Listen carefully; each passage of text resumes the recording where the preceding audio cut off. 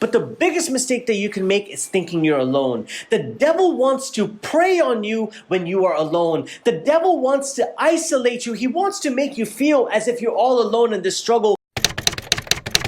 Assalamu alaikum guys, and welcome back to my YouTube channel. Wow. He seems really somber today. Today's video is brought to you with a ton of regret based off of something that I've heard recently about a popular YouTuber named Etika. They've in the same city as me, which is New York. Today's video is going to be about us unpacking Etika's I'm sorry video, which was the last video he made before he committed suicide. I'm going to be talking to you about why YouTubers feel so isolated and alienated, and why social media influencers and just online personalities are falling into that trap. Why we're beginning to feel depressed and hatred towards ourselves, and why is this world so lonely, as mentioned by Etika. One of the most important things that Etika said was that he felt lonely and he pushed people out of his life. I shouldn't have pushed so many people away. Now I want to be clear with you as to why I believe he's saying that. As a very small YouTuber in comparison to him and others out there, I can attest to the fact that I can see why YouTubers might suffer from depression, might suffer from mental illness, one might suffer from anxiety, because doing such a job is very anxious. Every video that you make, you're thinking about the next thumbnail that you're going to put up. You're thinking about the next title or headline that you're going to make that's going to attract an audience. You're thinking about how many views you're going to get. Now, it's not about doing it for the views, and I'm not saying YouTubers are doing that or I'm doing that. But part of the job is making sure that our content is palatable and digestible to the fact that people are watching it. This can cause a lot of anxiety because you're thinking about what's happening in the future. But one thing I didn't realize was that the walls were closing around me so fast. The same thing can happen with depression. One of the reasons YouTubers, social influencers, and just online personalities can feel depression is because they're thinking about the mistakes that they've made in the past. I'm sorry I betrayed your trust. I'm sorry I pushed you all away. I'm sorry I made a clown of myself. Now, these mistakes can be with videos. These mistakes can be with relationships that's broken up due to YouTube and other social media platforms. Was it the social media? Was it the mental illness? Was it the edginess? It was a mix of all of them. Here's why YouTube is a very lonely world. Now I've got nobody. You see, unless you're a YouTube content creator or some type of content creator overall, you don't understand what goes into making this. This, to an average person, looks like, what's going on, guys? Welcome to my YouTube channel. Look at my house, look at my car, look at these cool things that I have. To the average consumer, they don't understand the amount of work, time, effort, and energy that's placed into editing even a small video like this one. No one really understands the amount of pressure, the amount of pride that you put into your own passion that you have. And we don't expect anyone else to share this passion that we have. So some of the reasons as to why YouTube is a lonely world and these social platforms are lonely is because your family and friends just don't get it. And that's the truth of it. My wife doesn't really understand the work that I have to put in. My wife doesn't understand the amount of editing and time and consumption that my attention is required for this, because this is my passion and I can't expect her to understand this. But with that comes a work-life balance. I need to make sure that I'm doing enough that fulfills my responsibility and my love towards my family, and I have to make sure that I'm balancing out this along with that. No matter how much fun and passion I've found in this beautiful platform and you beautiful community members out there, my real family will always come first. I'm the one that pushed y'all away. And then I deluded myself into thinking that somehow I didn't destroy a big part of my life, that somehow I was ahead of the curve. Oftentimes, YouTubers push away the real people in their life for the community that they've developed. And believe me, you guys out there, our communities are super special and important to us. I'm sorry, yo. We guys literally talk to you like I'm talking to people I've never met before. And I've developed such incredible bonds with people that never even really met me before. And in that process, people lose real life people who are in their lives, and they push them away because they get in the middle of their edits and their entire career. I shouldn't have pushed so many people away. And along with putting yourself in the public eye, naturally the next thing that will make a person sad, depressed, and just begin to question themselves are all those comments that we receive from you guys. Now, it's not from you guys. You see, our loyal community members who watch us, who have our backs, ride or die, you guys are great. But it's those few hater, troll people out there who find their happiness by making other people sad. Those are the people who really bring us down. Some of you might be like, no, it's your fault. If you're making public videos, you need to be ready for public scrutiny. That's the same logic that victim blamers use for those who are rape victims. Oh, it's their fault. They shouldn't have been out the house at that time. The same way that there's no excuse for rape, regardless of how you're dressed, regardless of the time that you're out, there's no excuse for supporting or validating hate comments, trolls, and online bullying. It doesn't matter how much in the public we put ourselves. You do not have the right to disrespect us. You do not have the right to violate us and think that we don't have feelings. Now, I'm not saying we are above or exempt from scrutiny or some type of criticism. Look, criticism and feedback is all a part of the game to become better people and better content creators. But I'm talking about those comments that literally serve no purpose but to take shots at your soul, just to make you feel bad and make you feel like crap. Those are the comments that I'm talking about. People forget that we're human beings. People forget the fact that I'm a father, I'm a husband, I'm a son, I'm a brother to someone. People forget these things. You don't think that my wife can read the comments that you say about me? You don't think that my children one day are going to be old enough to read and see what you guys say about me? You guys don't think that my mom could go in the comment section and read all those things you say about me? These people have families, and Etika and other YouTubers, including myself, are no different. We are real human beings and we have feelings. You can't just violate people like this. But the truth is, you're exposing yourself. You're exposing for the fact that you're just a troll, you're someone behind a keyboard, and you're just letting your true feelings being hurt. Because I could guarantee you would never say that to my face. You listen to all these comments, and guess what? Eventually those comments become opinions, and those opinions from others become opinions about yourself. You begin to believe those opinions that people have about you, and that is wrong. Your opinion about you matters the most. The opinion that your Lord has of you and how he sees you is what matters the most. When your creator loves you, he tells the angel Gabriel that he loves such and such person, and he instructs the angel Gabriel to tell all the other angels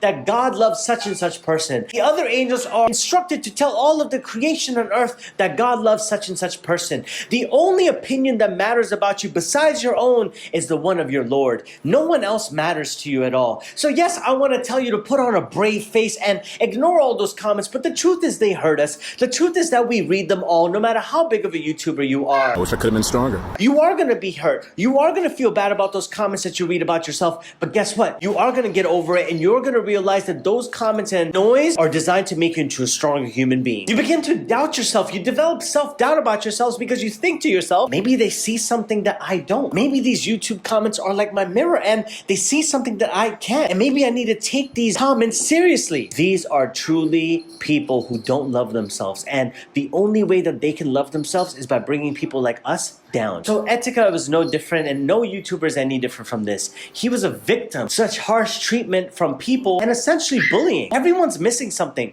None of us are exempt from the tests of life. We have problems just like you guys have problems. But the difference is that you're not hanging around us the entire day to see those problems. And I blame that on the YouTubers. We need to do a better job explaining our problems, being more transparent about our problems. When we communicate to our communities and communicate to you guys, it's like therapy for us. I'm not saying people are fake or they have double personalities, but I am saying that there is a YouTube version of you and there's a real life version of you. That exists. It can give you an image of what you want your life to be, and it can get blown completely out of proportion, dog. The YouTube version of you is always on. They're ready for the cameras. Welcome to my YouTube channel. But the real life version of you has its ups and downs. And your faith, your spirituality has its ups and downs too. We all have peaks and valleys in our lives. And because the YouTube 6 to 10 minute video doesn't show any valleys, it only shows peaks, you start thinking that we don't have problems. But we do have problems. And some of us have such severe, unseen, untreatable, intangible problems, things that we can't actually fight physically, that they end up taking over us. One of the interesting things that Etika said in his I'm sorry video is that he kept calling himself, Here's a coming. Here we go. Good time. Good time. because his advice was always, Unfortunately, I'm breaking my own rules. now, one of the reasons that Etika and other social media influencers and YouTubers, they won't share these things with you is because they feel like they're going against what they preach. Let me give you an example. If I'm encouraging everyone to establish a connection with their creator and draw closer to their creator, yet I'm personally struggling to set one up myself, I would never admit to you to the fact that I am struggling, because I am everyone's inspiration. I am inviting and encouraging and motivating people to set up their relationships, that you all assume that my relationship with my creator is 100% okay. All because I was too scared to drop my image. I don't want to come off like I'm someone who goes against what they preach. We begin to feel as YouTubers and social influencers that we are above or exempt from struggling with the same things that we're talking about. He felt that he couldn't be struggling and infected with the same thing that he's trying to cure other people from. But that's so stupid. That's like saying that a doctor can't ever get sick. One of the major takeaways that I want you to walk away from this video with: don't think that we don't have problems. Etika was no different from myself, from other YouTubers or social media people. We're no different.